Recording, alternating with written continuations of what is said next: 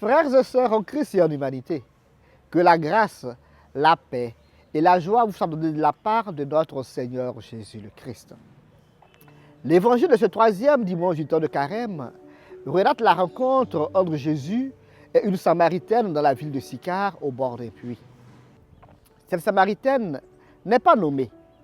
Ce qu'on sait d'elle, c'est qu'elle s'est rendue au puits à 7 heures de la journée pour éviter d'affronter le regard des autres. Et la raison, nous la saurons grâce à l'interrogatoire de Jésus.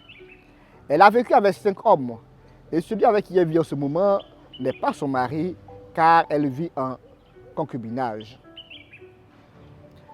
On imagine aisément la réputation qui devait être la sienne. Elle n'est pas un exemple.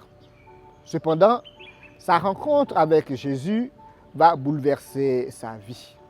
Mieux, elle va lui donner le courage de rencontrer ceux qu'elle évitait pour leur parler de son expérience extraordinaire.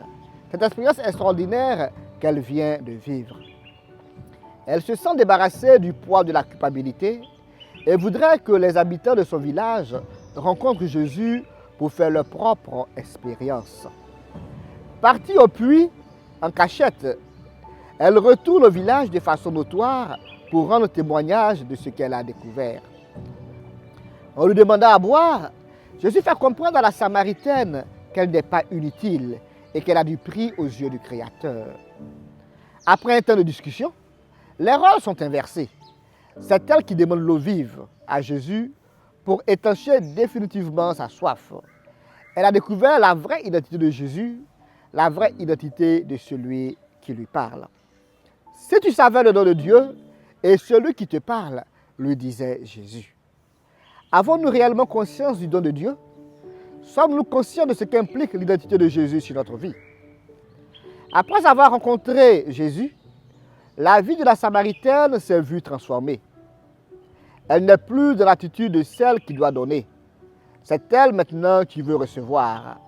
Sa rencontre avec le Messie lui permettra d'éclairer bon nombre de coins d'ombre.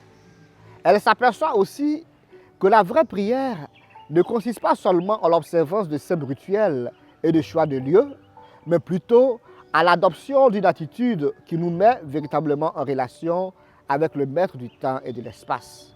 L'heure vient, et c'est maintenant où les vrais adorateurs adoreront Dieu en esprit et en vérité.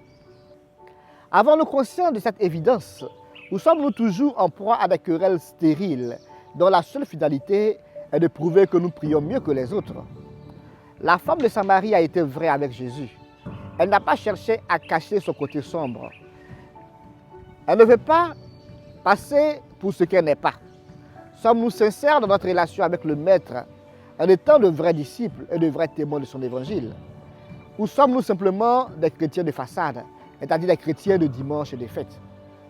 La Samaritaine ne garde pas sa joie et son bonheur pour elle toute seule. Elle le communique aux habitants de son village restés chez eux. Ceux-ci décident de faire leur propre expérience avec le Messie rencontré au bord du puits. Et croient, non plus par procuration, mais parce qu'ils ont fait eux aussi leur expérience personnelle. À ses disciples qu'il invite à manger, Jésus leur dit que sa nourriture consiste à faire la volonté de son Père et à accomplir son œuvre. En ce temps de carême, de quoi nous nourrissons-nous? Seigneur, donne-nous de boire de cette eau et de manger de cette nourriture dont tu parles dans cet évangile, afin que nous aussi, nous devenions des fils du Père pour notre propre salut et pour ta plus grande gloire, toi qui es vivant pour des siècles des siècles. Bon dimanche à tous et à toutes.